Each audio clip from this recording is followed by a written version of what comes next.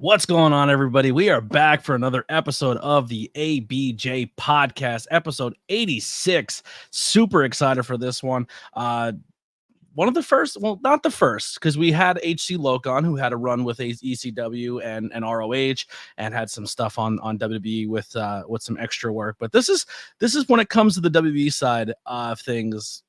This is a good one for us. I'm excited. My guest here has been a commentator, a ring announcer, has been in the business for quite some time, and has taken up the role of trainer, coach, mentor, as well as promoter at Three Legacies Professional Wrestling. We'll get into that in 1 minute. I will let them do their introduction. But guys, let's talk about Suplex Vintage Wrestling. It has finally happened. A whole store fully dedicated to vintage, professional vintage wrestling. They said it can never be done, but I have seen it with my own eyes. Suplex Vintage Wrestling is a store curated for wrestling fans by wrestling fans. Located in Queens Village, their store features this largest selection of vintage wrestling under one roof. Their selection includes classic designs featuring your favorite wrestlers from the Golden Age, Attitude Era, internationals, indies, and more. And if you're tired of watching premium live events at home, SVW hosts the best watch party since your friend Kyle's birthday party since you were 12. And if church and watch parties aren't your thing, then let's not forget about their selections of figures, replica belts, trading cards, and from their t-shirts and hats to rare wrestling memorabilia, they have something for every wrestling enthusiast out there. So what are you waiting for? Check them out at suplex.svw on Instagram or at suplex.svw.com and let them satisfy your pro wrestling nostalgia needs. Huge thank you to those guys for keeping the podcast afloat, being a great sponsor, and helping us keep this train moving. Without further ado, let me bring in my guest, Ricardo Rodriguez. Damas y caballeros, my name is Ricardo Rodriguez. I am happy to be here tonight. Hola, I love that. I know a little bit of Spanish, so you said yes, yes, yes. Sorry. That's what counts. That's what counts. I'm this guy. So yeah, man, I'm happy to be here with you.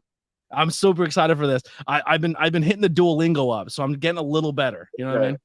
All right. Yeah. No, it's very beneficial to be multilingual, especially in the US, which is very multicultural. So it definitely helps. Absolutely.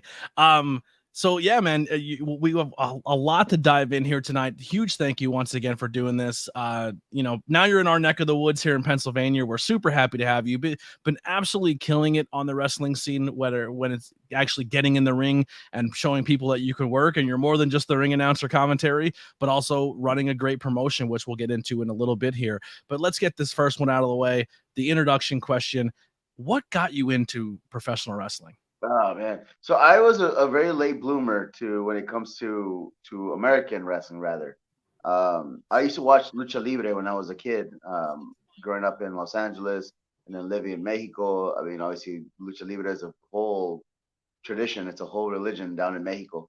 So growing up on that as a kid, I mean, it was that's what I knew.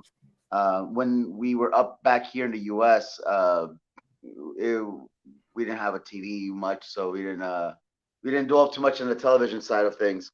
So I kind of grew out of that for a little while, and then I started playing soccer at a very young age, at the age of 4, and I played soccer from like the age of 4 till like 12, 14.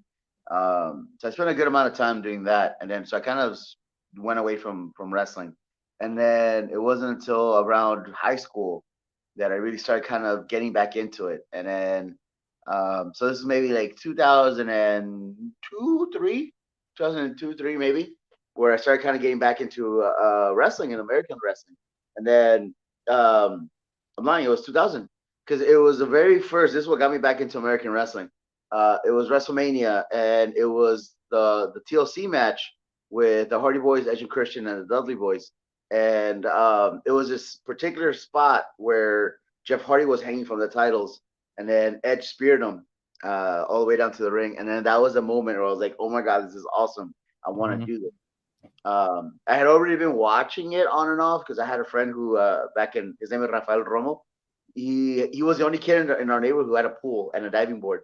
So we were always going over to his house to go swim in the pool. And he had this thing called a black box, which for the older folks, we may know what a black box is. That's what we used to use to not pay for the pay-per-views. So we used to always go to his house and watch either whether the boxing or the wrestling. But at the time, I would only go because he had a pool with the diving board. So that's actually how He I kind ended of up sucked, getting. but he had an Yeah, awesome. yeah, yeah, yeah, yeah. So he's a good dude. Thanks, Rafa. And Yeah. yeah, so then from there I just started getting into it, and then I got hooked, especially after that one moment. I got hooked. I started backyard wrestling. I don't We don't condone it, but yeah, we started backyard wrestling in my backyard with my friend Kevin, and a couple of other friends around high school. And then afterwards, we just kind of I looked up just for poops and giggles, um, wrestling around the area, and then I found these guys who were also, it was a backyard fed, but they had a ring. They had a wrestling ring. So Where that where where in the states are you located growing up and stuff Los like that? Angeles, Los Los Angeles. Angeles, Okay. yeah, born and raised in Los Angeles. I kept going. I lived there for a little bit. I kept going back and forth. Los Angeles, lived in San Diego for a little bit, but all Southern California. Yep. Um, so then yeah, so we found these guys who lived in the same city or the same valley that we did, and they were called BBWA EWA something. And so they had a boxing ring, and then so they were self-taught. I think there was only one guy that was somewhat trained, and then he would take whatever he learned at class for like a month, and then he would come and show us. But we would go and we would try and mimic whatever we would see at the time on Impact or TNA.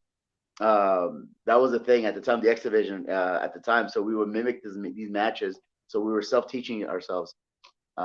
Eventually, it got to a point where I went and I got trained. We used to do these backyard shows, and then a little side note: I was a graphic designer growing out of, or when I got my degree, I did graphic design and animation. So I was doing these flyers that I thought they were pretty badass for backyard shows because I would take movie posters and I would mimic them. And then we would go to PWG and we would fly at PWG. Uh, so then eventually some of those guys actually ended up coming over to our backyard shows. And once they realized it was a backyard, they would leave. But there was a few that ended up staying. And then one of those guys was a promoter named Joe Medina, who ran New Tradition Wrestling in Van Nuys, California, which is the city that I lived in. And he came to one of our training centers or one of our training nights. Again, training nights, quote unquote, right? A huge asterisk. And he's like, "Hey, how long does it take you guys to come up with the match?" Because he wanted to see us wrestle, and then we didn't know any better. So I was like, "Oh, it takes about a month to come up with the match." So he just laughs. He's like, "Can you do one now?" And then I was like, "What?" So I got one of my buddies who I had already wrestled like twice, and then we did a match that we had previously done, and full on with stupid head drops and stuff. So Joe's like, "All right, that's cool. Hey, do you want to wrestle on Sunday?" And then so yeah, so we did. He's like, I have this spot open if you want to wrestle. Um, so I was like, yeah, yeah, sure, sure, sure. So then we went and we kind of did like a little BS lucha match. Um, and then afterwards, he's like, hey, I like what you guys are doing, but I think you need training. If you want, we'll set something up. I have a trainer. He can get you going. Da da da da da. I was like, cool, yeah, yeah. So myself and a couple of my friends, we ended up going, and then I ended up getting training in lucha libre first by my trainer Latigo Blanco, and I owe him the world because for a good solid like 4 or 6 months, he just beat the living dog crap out of us. But oh man, I loved it, man. I loved it. I loved it. I loved it. He was so strict, and I loved it though. We got to learn the discipline aspect, the how to do things properly. The concept of all right, you did it once, all right, once is luck. Let's do it again and again and again and again. But I was so super happy for that. But it was straight lucha libre. So I started learning lucha libre, and I started working the lucha libre scene first before I switched over to once I got the blessing from him that I can go and train elsewhere. So then from there, I switched over. I started going to other places once I got his blessing. Um, and I started training with these guys named Los Luchas, Phoenix Star and MSS, who I think now they teach at Santino Brothers. So they're like the Lucha guys. And it was him. I mean, at the time, I think like Scorpio Sky every now and then would do it. So a lot of those guys. Once you look at what the scene was around the 2006 time frame, you'll see a lot of those guys are in AEW now. Yeah. Um, so like I got to be around that area and then that time frame. So eventually I started working the American side. I started working a lot of amazing folks, the Young Bucks, at a younger age, TJ Perkins, Scorpio. I think Scorpio just Scorpio's so underrated, man. so He doesn't underrated. get nearly as much as he should. And there was another guy that I mean he's retired now, but he was one of my favorites. His name is Scott Lost. If you ever get a chance, look him up on YouTube. Man, that guy was so awesome. But that's how eventually I started transitioning over to the American side. Was training with those guys, and I was super thankful that they were always willing to help me out. Um, and oftentimes they never asked for anything. They just Yeah. wanted, they just wanted me to give them my everything, as far as like all my energy, everything that I had, like no half-assing. So long as I committed to the program and then training, they were more than happy to help me out. Yeah. Um, Well, real so quick, for people who are watching this, because I do try to gear this to wrestling fans as well as non-pro wrestling fans. When you say the lucha libre and then the American style, what makes the difference between both styles when it comes to in-ring or the training or the behind-the-scenes things stuff? I think there was a post not too long ago from Chris Hero where he kind of described it, and I'm trying to remember how he said it. But there's a lot of pageantry when it comes to lucha libre. It's a lot more. I feel it's a lot more athletic in the sense of there has to be. Um, it's a showmanship. It's this whole like artistry in how you move. Uh, the smoother, the better. Whereas in the American, it can be rugged, or even in the Japanese strong side, it can be a little bit more rugged, and that's fine.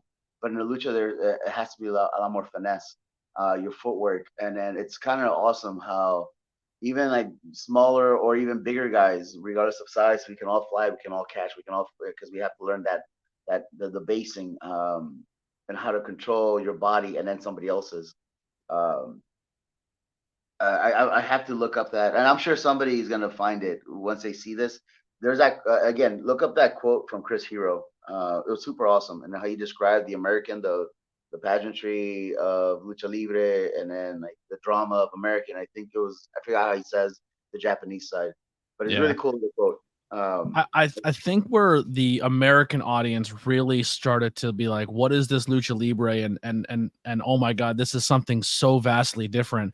I give a lot of credit to the Monday Night Wars WCW cruiserweight division. That yeah, cruiserweight division and put even that on the before that, map. ECW. Even before that, ECW. Yeah, When they were ECW was doing it. Yeah, yeah, they were doing a lot, way before that. But that's yeah, what caught me because when I realized that the whole idea of these guys with the masks, with like the colors, and also that stems back from back in the day, Los Aztecas. All the tribes had their colors. All the tribes had their headgear. So that's their shield. That's their symbolism of them. Um, so that's also where like the mask comes from. That's why a lot of them are different because that's their personality. That's their them. That's their entity. Um, but yeah. Anyway, yeah. So like ECW was great because they introduced that, and then I mean they were a little bit on the more down low than obviously the mainstay of WCW, and then eventually WWE. Um, but they all tried. But that's what got me hooked because that's what I loved growing up, and then that's when I realized like these guys to me are like the real life superheroes, and you're doing it in front of me, and then you have your good and your bad, you have your villains and your good guys. But that's what I loved about Lucha Libre was the colors, the mask, the capes, the flying, um, all of that. And I loved it. The personalities, the different characters, and that's what introduced me to Lucha Libre or slash wrestling. And then eventually I transitioned over to the American side yeah. of the drama. Yeah, the drama, the hard hitting, I don't want to say the storytelling because the art of pro wrestling, their storytelling's there regardless of the culture and regardless of that. But growing up, who were some of your favorites that when you said the Edge and Christian moment were huge for you, but who were some of your idols or heroes watching growing up? So growing again, I go back to it was lucha libre, right? So I would go Hmm. to Octagon, Máscara Sagrada. At the time, there was Atlantis, Ultimo Dragon. There were so many of those guys that, um, yeah, yeah, there were so many of those guys that were influential to me. And then growing up, eventually too, like getting to meet them, and then eventually getting to work some of them, getting to wrestle them, that was awesome. And then once I started getting older, Rey Mysterio, Psychosis, La Parca, Juventud, right? Because those are the guys that I saw on TV. Once Hoovy was awesome. ooh, yeah, and and then I just saw him not too long ago, and he can still go. He can Yeah, still go, he can still move. And then Ray, obviously, Ray's Ray. There's never going to be another Rey Mysterio. yeah, I got to work and wrestle with his uncle, the original Rey Mysterio, in my younger years. So I got to work with him, El Santo. I got to work with Mystico before he was before back when he was Mystico, before he was Sin Cara. I got to do stuff with him. I got to take those lashings from La Parca from his belt in the past. Which if you ever get a chance to look them up, La Parca is not very forgiving when he gives you those belt shots. But it was an experience and I loved it and I loved every single little bit of it. yeah. I So love my that's the favorite closer part I of felt. that is when people transfer the name or the like, not so I don't want to say the character, but the name or the pageantry of a character. When one person steps away from it, the next person fills the shoes. I love that, and I feel like only really happens in the lucha libre scene where you have those people like Blue Demon, and then he just kind of like that's been passed on from multiple people or stuff like that. I think that's so cool, and they start doing that in Japan too with like the tiger masks and stuff like that, where Yeah, multiple Tiger people Mask 1 donned and it. 2, yeah. Yeah, Yeah, well, a lot of it has to do with the rights of them too. yeah, The Rey Mysterio passed it on to the original Rey Mysterio passed it on to his nephew, which is the one now. And yep. then I know there's like a whole bunch of other ones, Hijo Rey Mysterio, and then El Príncipe de Hijo de Rey Mysterio, whatever. There's a whole lineup of them. And even La Parca, there was the original one, which Adolfo, and then there was like L.A. Park, who later became L.A. Park, and then there's La Parca that's still in AAA, but I think that's the second one because I think the other one passed away unfortunately like a Yeah. year ago. Mm-hmm. So there's a couple of them. Ultimo Dragon is probably a So bucket list for me. Oh, oh he's yeah, so I good. got to wrestle him back in November, I and love the photo everyone refers to Ultimo Dragon yeah, where he has this like yeah, 90 belts on him. yeah, yeah. It was such a dream come true. I mean, that night though had a lot of controversy though, because there was a lot of issues with the promoter. I Uh, seen that. Yeah. and we debated because I mean it was myself, it was Alberto, and then Josh Alexander, and then it was Ultimo Dragon, Marufuji, and I feel so terrible I forgot the third person's name, I'm sorry, but there was yeah, we got there, and then the promoter just kind of just disappeared. um, so there was a lot of issues, but then after talking to Ultimo, um, and then a medium somewhere in there, we decided to not, to give the fans something. So we just did something in front of the audience and then gave them the match. Yeah. Um, I will say so this from I wasn't at the show, but from hearing from people, fans and I will say smartened up people, who were maybe the boys that were kind of hanging out because they wanted to see like you guys as performers because that's a big card and that's big names yeah, that people want to see. There's matches where people say, we're gonna go in there, and we're gonna phone it in, we're gonna do the basics. From everything I heard, all of even Ultimo Dragon, who's been doing it as long as he's been doing it, and Josh Alexander and all the guys put on banger. They said it was a good match. Like it was, and doing it for peanuts at that point in time. I You're know, doing it just for the love I and for the fans. I think honestly, once we got in there, we were like, and then we started feeling it. We're like, oh, we're just going, we're going. But it was definitely an experience because two of the people that I grew up watching. I mean, Ultimo Dragon from my childhood, and then obviously Marufuji, which once I started wrestling, I started watching his matches. Him, Kenta, Ishimori, Ricky Marvin, right during that time frame of Noah. Dude, like that was amazing because how influential was Marufuji, right? We all do that mirror spot, and that's a Marufuji spot. We all do, the sliced bread. It's Marufuji. We all do like the fucking excuse me, the Roman You're Reigns good. drive. Cursing's fine. All right, we do the Roman Reigns drive by. I used to do that to Roman Reigns when he was Leaki in FCW, and then but I got him. Yeah. Um, so how influential was Marufuji? So to be in the ring with him and share with him, and then have a short conversation with him afterwards, and then understand obviously what was going on at the time with the promoter, um, and then we all kind of came together, and then we are like, yeah, we're here. We don't want to screw over the fans because it's not their fault. Um, so yeah, Beautiful. It's a beautiful, like, because I think the fans would even understand like what you guys put your bodies through and what at any moment that could be you go in there, it could be it. You can get seriously injured. You can die. Like people have Yep. died in this industry, and to go in there and be like, hey, listen, we're people who have all hit major stages, have been in front of thousands and hundreds of thousands of people and millions of watching at home, and we're gonna go in there and do this for free, but we're doing it because the love of the people in that audience and that arena. Let's just be honest, like it's a small indie promotion. There's maybe 100, 200 people, but Yeah. it doesn't matter if it's 10,000 or if it's 200. People love this industry, and their story going forward can make or break a fan. In Absolutely. yeah, Yeah, absolutely. yeah, Yeah, 'cause yeah, and then I think when I would think back of when I was a fan, because I didn't know about anything independence. All I knew was WWE. And yeah. then when I got out of high school, I started posting pictures of my backyard stuff, and I had one of my teachers on there, and he's like, "Hey, there's this company out here. I think you'll like." And then he introduced me to PWG. And then one of the first matches that I saw was actually CM Punk against Super Dragon. Yeah. Uh, and then I think also on that card was like Samoa Joe and AJ Styles. I think. PWG was like the ROH of the West Coast. Oh Like, yeah, oh yeah, yeah. Oh, and I didn't know any better, so that's all I known. And then, yeah, I was just losing my mind watching everything that they were doing. Chris Bosch was another one. Scott Lost, even Ronan. There were so many amazing folks in that. Hook Tall War. Yeah, Human Tornado was another one too that just impressed the hell out of me. I love what PWG does, but I also, from a fan standpoint who don't live there, hate it where everything is taped still. Like Yeah, no streaming service, no, they're like, nope. If you want to watch it, go buy the tape, which yeah, is cool. But in today's day and age, where you pay like $10 a month and get everything, yeah, you're just like, come on. yeah. It's America. I want it now. Yeah, exactly. 100%. So after you did your training and you're going through everything, how does the transition happen where you make it to the WWE, or that phone call happens, or you're in that environment, and what is that experience like of being in a locker room with these just legendary people?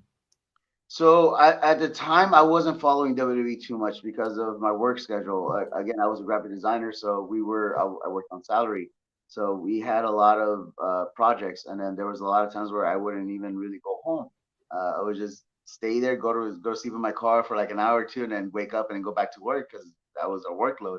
Um, and then, anyways, but so I did a match at this company called Empire Wrestling Federation, EWF, and then the promoter Jesse Hernandez, um, he comes up to me after the match and he goes like, "Hey, WWE's coming into town in about a month or two, whatever. I think it was like 2 months. Would you be interested in doing a tryout?" And I was like, "Yeah, of course." He's like, "All right, I'm gonna send you some information. They're looking for lucha guys, Latinos, da da da." I was like, "Cool." So then I started slowly kind of watching the product so I can kind of stay up to date, sort of. But I was terrible at it. And then I did the tryout. It was at the Staples Center. It was on August. It was the day after SummerSlam, August 2010. I did the tryout. We got there early. It was a whole bunch of us. We did like man in the middle drills. We did little like tournament style matches where they picked like Any notable names trying out with you that day? yeah. I mean well, yeah. Uh, Let me see. I want to say Scorpio was there. Rusev was in it. Alex Kozlov was in it. Um, Joey Ryan was in it. Uh,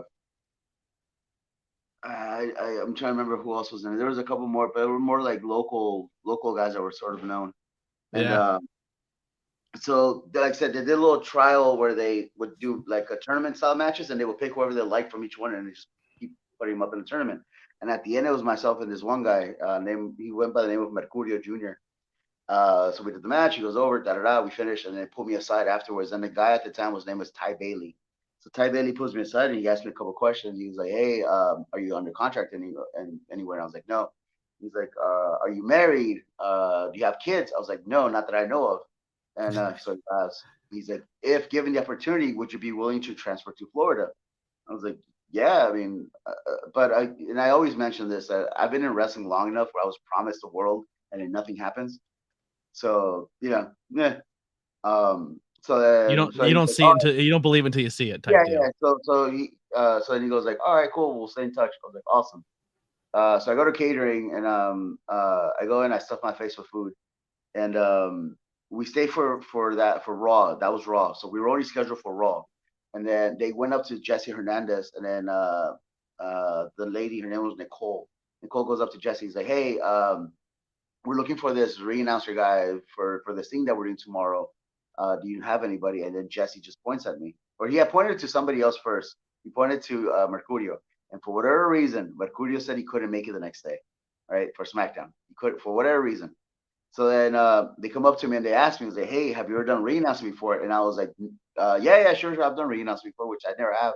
And then they asked me, "Do you have a tuxedo?" I was like, "Sure," which I didn't. I went to the Salvation Army or the Goodwill, and I got a cheap suit from the Goodwill. And then I went to Bakersfield, California the next morning, and I did SmackDown. I did the whole spiel. Um, and then they were doing a double taping of SmackDown on that Tuesday and then Wednesday. So they asked me again the next day. So and I went. And then on that night afterwards, they pulled me, Rusev, and Alex Kozlov into the office. And then they offered us contracts. That's so crazy. Yeah. So like that was your first ever time doing ring announcing or anything like that? Yep, just like that. Just the grandest stage. You're just like, hey, you're doing it on. That's crazy. They just threw me into it. They just threw me in. And then the whole irony of this whole thing was when I was wrestling, I was a big fan of Super Dragon, Loki, Muda. So I didn't talk. I maybe cut one promo ever.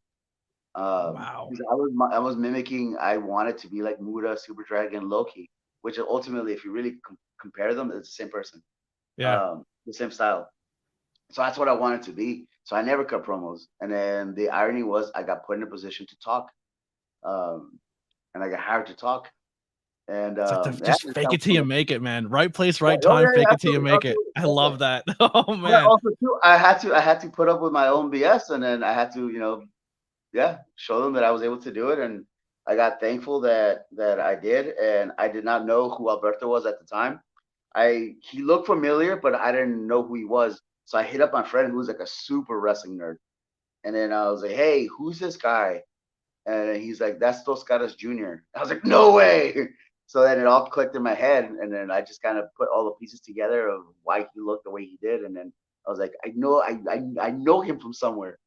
So I was like, I always awesome. assimilated him. He was like we talk about all the time, where it's like he was like the John Cena of the Mexican, the lucha libre scene. Like he was that rising guy. Yeah. At the time, it was him, Místico, Averno, Ultimo Guerrero. Yeah, there was a couple guys in Roosh wasn't there yet. Roosh was on his way up at the time, but not quite. But at the time it was him, Roosh, Wagner. I think Wagner was in CMLL. Either way, but point is, So like, I was like, that's awesome. And then obviously I knew who his uncle was and his dad was in Máscaras and Dos Caras. So I knew who they were. Yeah. So that was kind of cool. And then so then they pulled me to the office. They asked me a couple questions. They do this whole like, all right, we're gonna send you to get your physicals and everything comes to your background check, da da da. And then we'll let you know. Do you want to go to TV next month in Boston? I was like, yeah, sure. So then that was my first time in Boston. I went to Boston. I did Raw. And then I started on the road. I was on the road ever since. So were you just doing the ring announcing and then like commentary here and there? No, I was just doing ring announcing for a good solid while. So I did the ring announcing for a little bit. And then as time went on, they started adding me to the live events. And then once I got the clearance from the physical and my background and all that stuff, they sent me to Florida to do developmental in FCW. But I started backwards. I started on the road first and then got sent to FCW. But by the time I was in FCW, I was already on the road. So I was never at training for FCW. Yeah. So I had a nice little deal with the developmental contract and then on the road contract for a good while, which was nice until Uncle Sam came around. He's like, we'll take half of that. So I started backwards, and then and I was really only at FCW for like 2 days. Wednesdays, which was the days we would land from SmackDown, and then I was there for Thursday, and I would fly back out on Friday. So I was only home 2 days. How is that travel? Like, just always been on the road, and like, is it tough? Like, or do you enjoy like just seeing everything all the time or seeing all the different cities? as weird as it is, I honestly do feel because I got thrown into it. I wasn't like prepped for it. I just got thrown into it. It was overwhelming at first because there was a lot of going on. And I honestly do feel that the reason why they would call us WWE superstars is not because of what we do in the ring, because that's easy. It's the travel, the Yeah. constantly going, especially if you have a family, if you have kids, you're never home. There were so many times where we would, especially when Alberto and I first started, we got sent right to the top from the get go. So we were on everything. So there was a couple of times I wasn't home for like a whole month. Um, and at the time, I mean, my girlfriend, I mean, I was thankful that she was putting up with my BS of never being home. But um, yeah, I was never home for a good while. And if I was only home for a day or two, and I was back on the road. So and then I like I said, I don't have kids, so I can only imagine for those that do. Um, so that I feel honestly is what made us superstars. It wasn't the in ring stuff because that's easy. It's the travel, and then obviously, I mean, putting up the face, the happy face when Hmm. you're bombarded at 5 in the morning by people wanting to get your autograph to sell them on eBay. Yeah. Um, Oh, I hate when so, people wait outside the airport. I don't know. I can't. I'm not a fan of that. yeah, but no, but that's a whole other thing. Yeah, yeah, But no, yeah. That's. the travel can be overwhelming. It definitely can, especially if you're not I used to it. just traveled for the first time by myself alone out of the country, and it is stressful. It's terrifying. Yeah, you were in England. Yeah, yeah. I went to England. It was I never experienced like I literally like the craziest experience I had was London to Germany and then Germany back to Pennsylvania, and my flight was delayed leaving London to go to Germany. And when we Yeah. landed in Germany, they're not like waiting for the other plane to get here. I No, had to no. sprint Yep. across the airport Home Alone style. Like I Yep. literally got to the gate just in time, and I'm like, "Can I just put deodorant on? I don't want to sit for 9 hours, gross But next to somebody." you know what though? Honestly though, I miss it. I miss that lifestyle, and I've been thankful that in the last couple of months or last year, I've been slowly getting back into that of the constant going on the go because I do miss it. I do miss being at the airports. I miss going to different places. I miss, in a sense, living off of a suitcase. Yeah, Um, because I got so accustomed to that. I did that for 5 years, and then I got to do that on and off for a little bit afterwards. But I miss that. I miss being on the go. I that's how I function. I function by being constantly on the moving, constantly on the go. That's how I go. That's how it motivates me. I can't be still. I have to keep moving. yeah, And ultimately, that leads into all of this that's happening here. yeah. So it's constant go, go, go, go, go. Otherwise, the water gets stale and then it gets dirty. Yeah, for me with the ADHD, it's nice to keep moving. When the 2 years I traveled just doing commentary between Jersey, New York, and PA, just eating Mhm. gas station food and always in the front seat of your car. Yeah. It's crazy, but it was honestly it was the most fun I had in 2 years. Just meeting new people and going from place to place. But when you get that opportunity and you're the ring announcer and you're bouncing back and forth, now obviously your mindset is like I want to be a wrestler, I want to perform, I want to go do things. Was it hard to take that back seat? And I mean, obviously the checks are fun, you're getting WWE money and stuff like that, but like mentally, is it like, well, this is I wish I was in there mixing it up? Was it hard to take that back seat a little bit? You know how hard it is to calm down your ego? Because ultimately that's what it comes down to. It's our Yeah, ego. absolutely. Not understanding, not knowing our role, not understanding why we're there. And then constantly telling ourselves like I am better than this. And sure, you probably are, but that's not what you're there for. Right? You're there to play a certain role. And obviously if you ever wanted to, you can. And people have in the past where you can take your ball and go home and go elsewhere, and that's totally fine. But you also have to be able to back it up. And then you have to make a wise choice when that happens. Some people can do it, other people can't. Um, but at first, honestly, it was hard. It was hard because I was watching everybody else wrestle, and then I couldn't wrestle. I wasn't allowed to wrestle. Well, at least I thought I wasn't allowed to wrestle. Um, so little by little, I started getting in the ring before Raw and SmackDown, and I was always the first one in the ring. And then, Like, I but hope so someone's watching. yeah. Oh yeah. Well, the monitor yeah. There's always a TV on. The hard cam's always on. So Vince is in the back watching. If he's in the office, he's the TV's on, and I know that because I've been in his office and that TV's on, and it's watching the ring.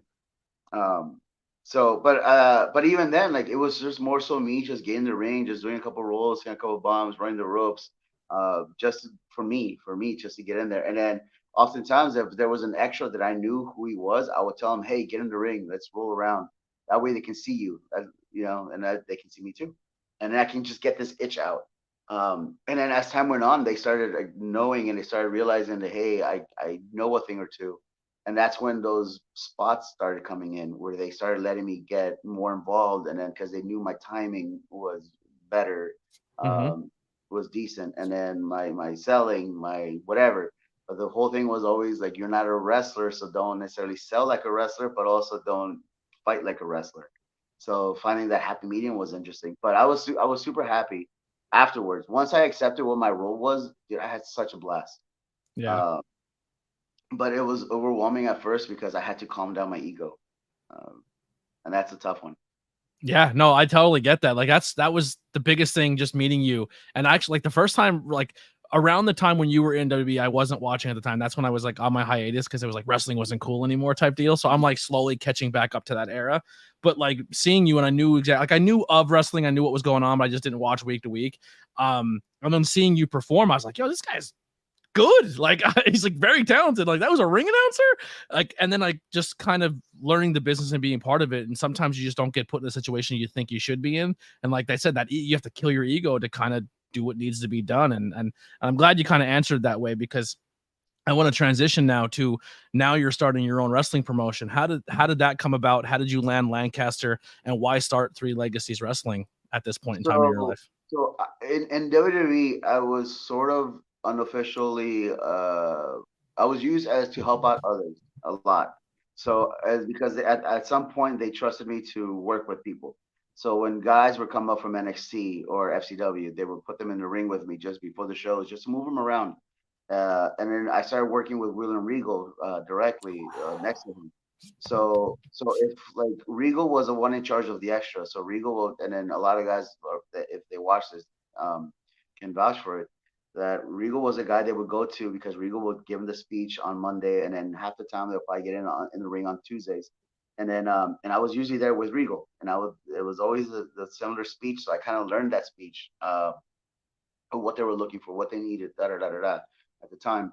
Um, and Yeah, so then if there was somebody who was either an odd man out, Regal would be like, "Hey, get in the ring with them." Or if there was somebody in particular that Regal liked, he would tell me, "Hey, get in the ring with them. Just move them around." Because the whole thing was, do they listen? So that's where I started learning how to call stuff on the fly. Because yeah, that's what we would do. I was like, all right, because I got to wrestle with some folks who were like relatively top indie guys, and I would call stuff to them, and then they would hesitate because they weren't used to just calling in the ring. They had to plan out everything, um, and yeah, so that was a, even for me, it was a big eye awakening uh, thing, because I didn't realize that. I in my head I figured everybody knew how to call in the ring. I didn't know any better.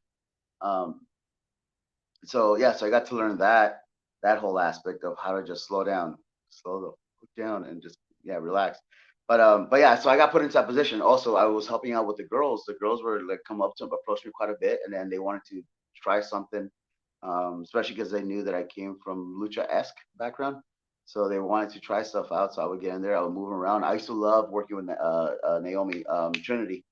Um, She's and killing I it now. Killing it. Oh, yeah, and then I used to get in the ring with her, and then she would always come in and smile and say like, "Hey, friend, teach me something." So then I started showing her like Manami Toyota and like the girls from the Yoshi girls from like back in like the mid late 90s, early 2000s. And I was like, watch that stuff, whatever you like, record on your phone, and then bring it next week, and we'll do it. Because then she would try and explain to me, and I wouldn't understand what she was trying to get to. I was like, just record on your phone, and then come and bring it next week. So she would do that. So like that little split legged thing that she does where she like jumps over the rope, like that's something that we did. That's There's so a lot cool. of stuff. Yeah, yeah. So like her, Alicia Fox was another one I used to love working with. I'm excited that she's back on the indie scene doing stuff. Like I hope she makes her way around. I'm a fan of her. Oh yeah, and she's awesome too. And then Natalia was another one I used to love rolling around with her. So we would just go and we just grapple and just move around, and it was How is fun. it to roll around with a Heart Dungeon girl? Oh, she's awesome. She is super awesome. And then she would get competitive though. She would really get competitive. I loved it though. There was legit one time, and then I brought it up to her. Not too long ago, brought it up to her. How like we were rolling around and we were just going. We were like pinning, pin, and then we separate, and then we stare at each other, and then she just slaps the fuck out of me. Uh, She and then has that she heart goes, eyes. Like you could tell "Oh she's not. yeah," and she just slaps me, and then she takes a second, and I guess she realized what she did, and she just like, "Oh my god, I'm so sorry," and she hugs me. I was like, what just happened?" Who are some people you got to work with early that you were like they're gonna be something because you got to those early stages of them or maybe like watching them develop or where they have struggled top indie guys and then they became what we see now on TV. Is there anyone that you got to maybe see before the rest of the world got to see their greatness? Roman. I was one of those guys. There was a few of us that were, I don't want to say assigned, but we were assigned to Roman when he was first coming up, when he was first really starting to get going in FCW. His name was Leaki at the time. Mm-hmm. So there's a couple of those matches on YouTube of Ricardo and then Leaki. So our job was to move him around, was to guide him, to kind of work with them. So I got to do that quite a bit. There was a couple of other guys that got to do that too. Um, I mean, I got to work with a lot of awesome. Xavier Woods was another one I got to work with a lot. He was one of my favorites. Um, early on, I mean, I used to get in with Titus O'Neil quite a bit. Dango, we used to get in with him a lot. That was a lot of fun. The Usos, um, yeah, I used to get in with them a lot. Like I said, Alicia, Naomi, the Trinity, Natalia. So yeah, so there was a lot of them. That's awesome. Well, listen, that is the greatest plug and endorsement of why people should be not only look at Three Legacies, but your wrestling school now. Mhm. You got to mix up with those people. You've been to the dance. You've shoulder to shoulder with William Regal and helping develop talent that becomes the Roman Reigns, the Naomis, the Trinities, the Natalias of the world. Um, how did you start this school and this wrestling promotion, and had you land in Lancaster, Pennsylvania? So I've been very open about like my addiction problems. I've been very open. Mm-hmm. I had heavy alcohol and then drug addiction for years. Um, and then I ended up here because I ended up going to a rehab center here, Blueprints for Addiction Recovery. And I had a great, I learned a lot. When I got out, I realized I kind of needed to slow down because I was living very fast. I was constantly on the go, but I didn't know how to manage it. I was constantly getting in my head, but I didn't know how to deal with it. So I had to learn how to handle that, how to handle my thoughts, how to handle everything that was going on in between these 2 years. It was getting overwhelming, but I didn't know how to slow it down. And I realized too that anytime I would get upset or depressed or mad, I would always run to the bottle, and that was my escape. And I learned that that's not how we should manage things because that's one thing that is going to overtake you and it's going to overpower you, and you're not going to get anything good out of it. Um, and yeah, so when I got out, I was talking to my business partner, Christopher Dreisbach, and I had the privilege of running and operating many schools around, literally around the world, in Mexico, in Texas, in Florida, in Los Angeles, in England, in Germany, and oh, maybe not Germany. I didn't run it. Um, in India, I got to spend a whole year in Cairo, Egypt, and I got to run these schools, but none of them were ever mine. So then when I was showing my story to Christopher, he's like, "Well, why don't you just open your own thing?" And then it just kind of came from there. So I was like, "All right, yeah, all right." So I need to slow down first of all. I need to establish a base, a home base, which I was constantly on the go. Ever since I left WWE, I was constantly on the go between all the different schools, all the different countries that I was living in, not just visiting, but living.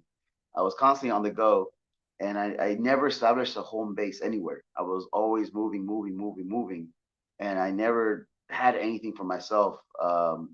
Which at the if you look at it from perspective of I get to travel a lot, awesome, all right, but eventually this thing's gonna have to stop one day, and where am I gonna go? I have nothing. I haven't built anything anywhere for myself. So so yeah, so I ended up here.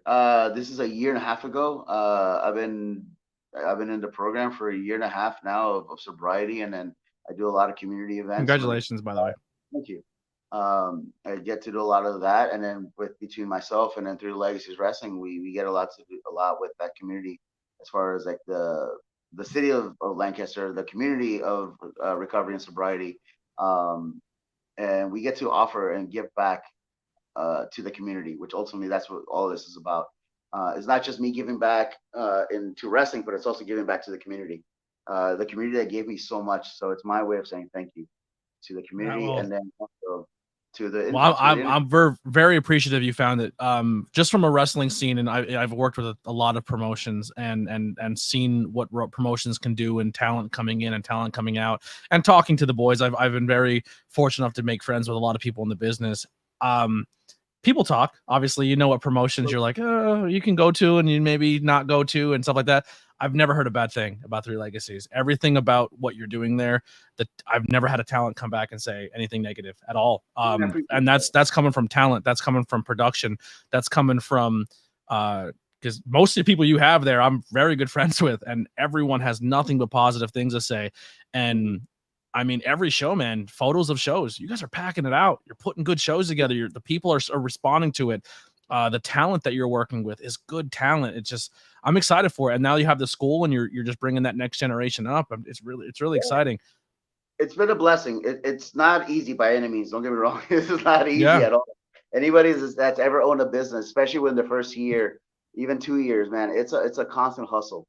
And it doesn't end ever. I think a lot of people get a little success and they get complacent, and that's a very dangerous area to be in. Not just in business, but in personal growth, because you don't want to be complacent. The moment you realize, all right, I'm good, then yeah, you've lost.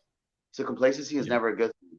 So same thing with this. There has to be some sort of ambition. There has to be some sort of drive that has to push you forward. Not just you, but also whatever your brand is and you're supporting.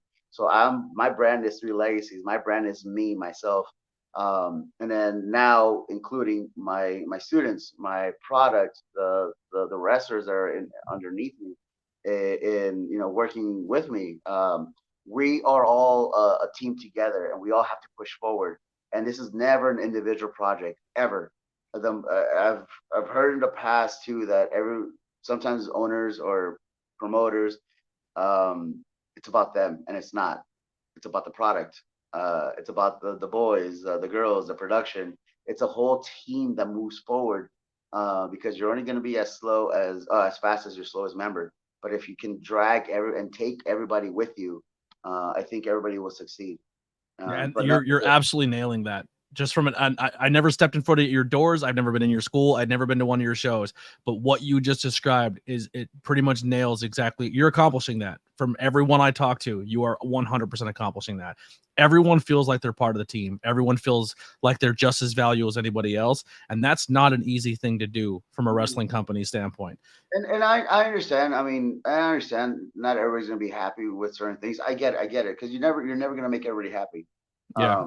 But it does come from a good place in the heart, and then obviously we want to push forward and progress, and then take everybody with me. I want to take everybody with me on this journey. Um, do I know exactly where I'm going? Nope, but I have an idea. I have an idea where I want to go and where I want to take this. And I want to take as many people with me as possible. I've had the privilege of, as we mentioned prior, I've been to the top, thankfully, and I've been to Mania's Pearl. I know that feeling. I know what it's like to be on those trucks. I know what it's like to be, in WWE pay-per-views. I know that feeling. And I wish that upon everybody, because it's such an amazing feeling. But if I can help other people accomplish that and guide them through the process, because they're going to learn a lot of lessons, and I don't want them to learn them alone. I've been through a lot, and I made a lot of mistakes because my ego got to me, because my head got to me, and I didn't know how to manage it, and I didn't have anybody, or at least I didn't think I had anybody there to help me. And I Yeah. wish I had some sort of mentor. I wish I had somebody in my ear to tell me, "Hey, you're fucking up. Uh, don't do that." Yeah. Um, and I'm able to give that to other people now. So if Yeah, I can the guide and show help other aspect is the people, easy part, man. Is the small things in the business that people aren't aware of, is the things that break you down. it's a hustle. It's a hustle. Like it's this is I I tell all these guys a lot too when they come in here. You're not only going to grow as a performer, but you're also going to grow as a person. So true. because we're gonna develop a lot of mental strength. Because ultimately, that this does eat you up. It does eat at your mental health. It's not easy at all. There's so many times where I wanted to quit, and then I was so depressed, and I wanted to quit.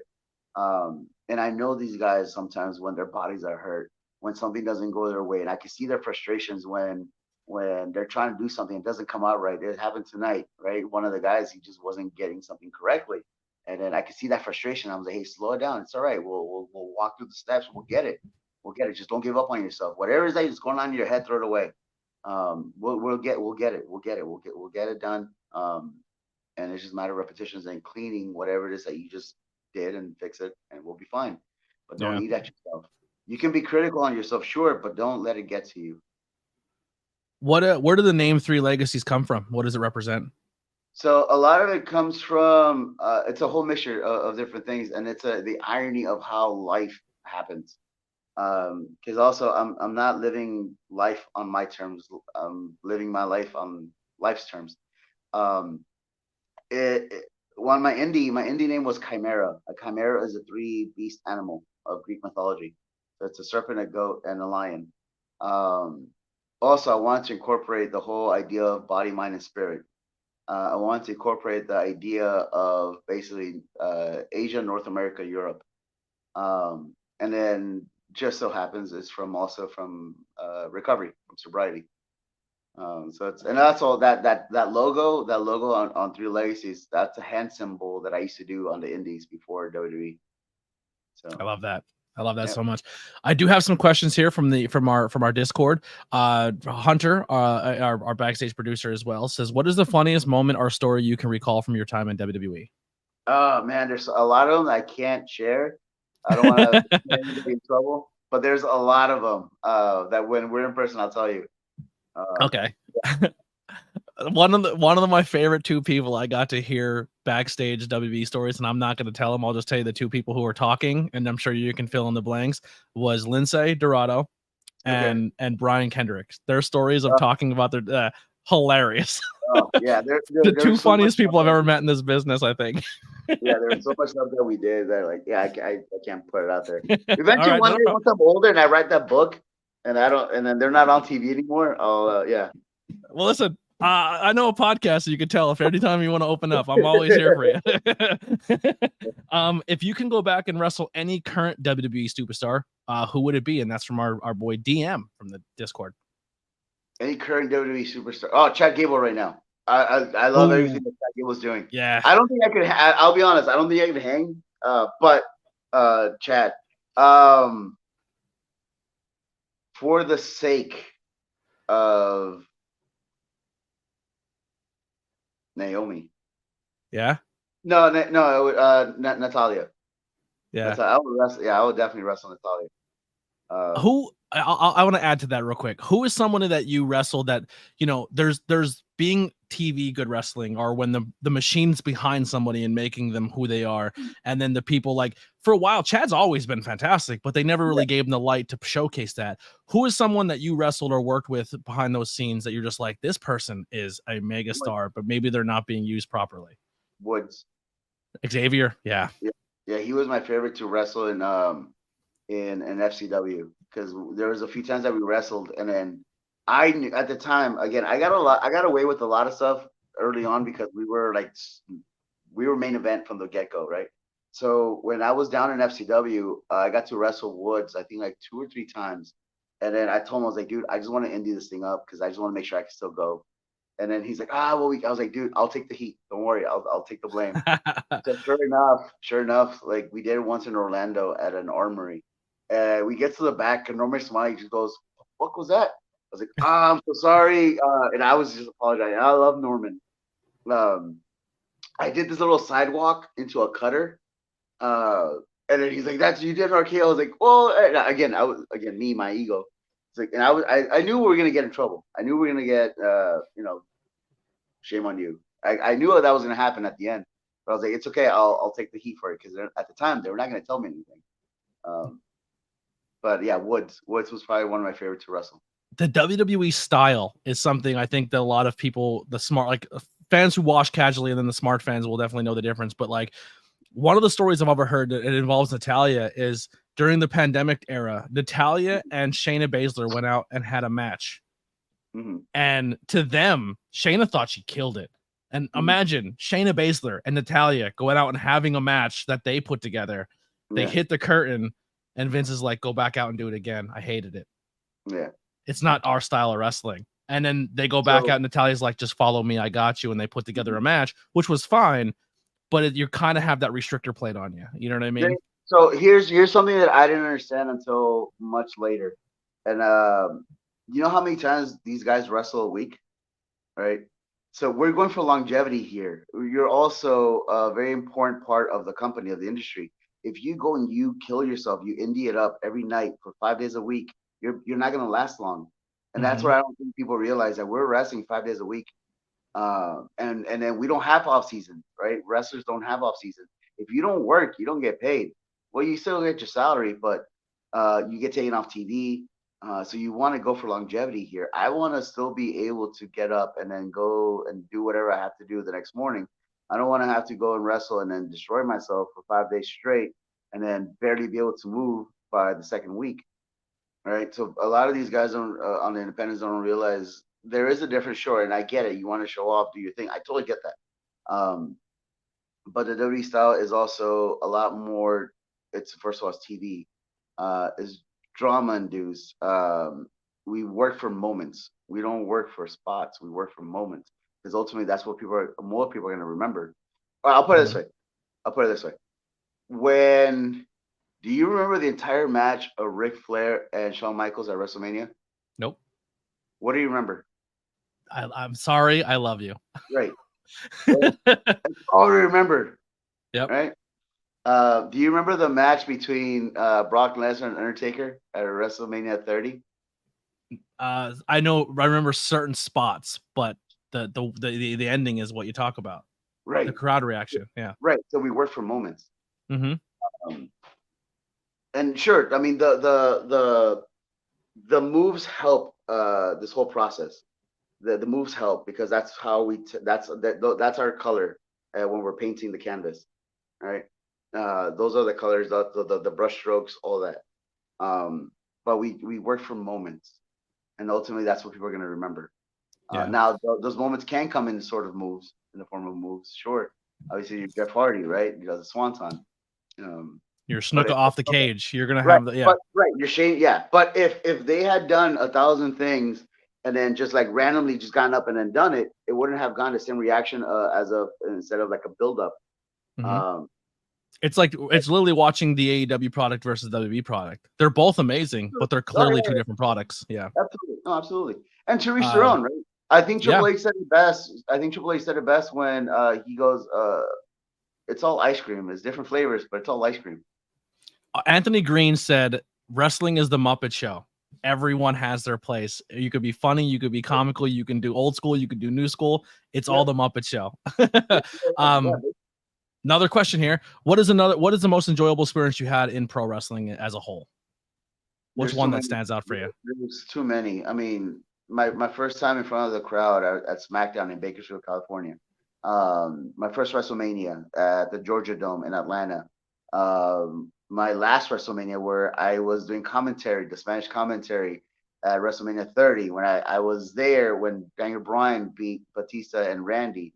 Or was it? Yeah. I was there when Taker lost to Brock Lesnar. I was there for that moment. I was doing commentary for that moment. That's sick.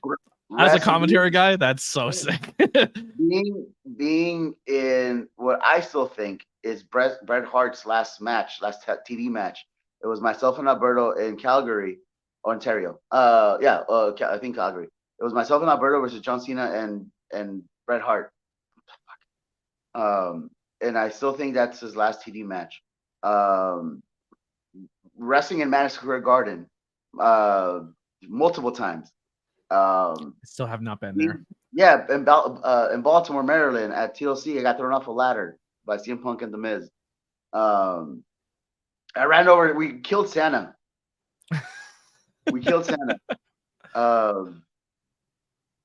In wrestling, I had so many moments. It's hard to pick one. And then ultimately, at the same time, though, was that experience of being in front of the audience and then learning so much and then sitting under the learning tree of not just Triple H, Vince McMahon, being getting invited into the office and then just chit chatting and shooting the shit with Vince, getting on the jet with Vince because we have something in the next morning.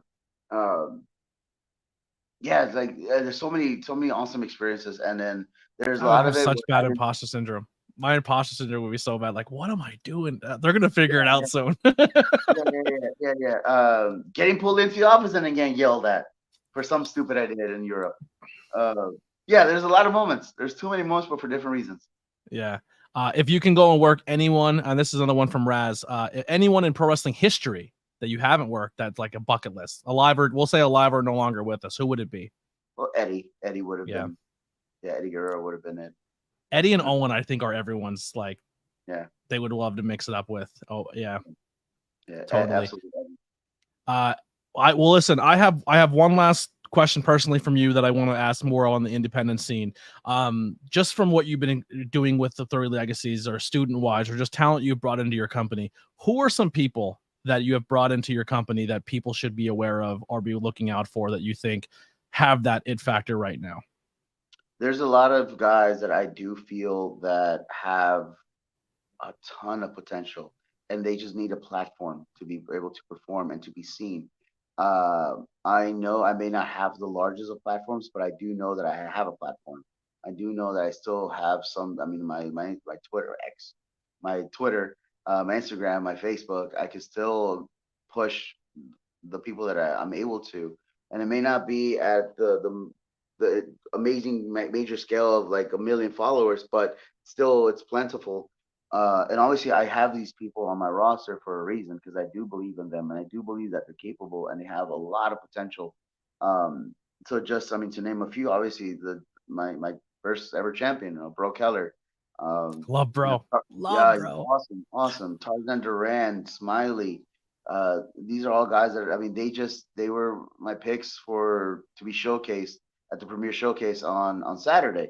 Uh, and they killed it. They did an amazing job. Obviously, I have my students. I have one who's 6'8", Clayton Adams, 24 years old, jacked as shit, um, and he's phenomenal. And he's still young, and he has a lot of potential behind him. Zoe Cannon is another one that I feel has a lot of potential. I have people from the outside that still come in. Journey Burke, Harleen Lopez, Prince Baran. Journey and Harleen are going to be awesome. Oh yeah, They're so oh yeah. young in their career and doing things they shouldn't be doing at this point in time. They're so talented. We just need more time and more exposure, and then they'll get Yeah. there. But this is also what I tell a lot of folks: is don't rush it. Hmm. Uh, be patient. You Um, have one guy that you use in your roster that is not only a dear friend to me and such a great human being in this business, and his head's in such a good spot, but he's someone that you can have do ring announcing, commentary, anything. He literally is a utility player, but he's such a character too. I am such a Hawthorne, JS Hawthorne fan. Yes. Hawthorne. I did. Yep, Hawthorne. Oh, Oh, yeah.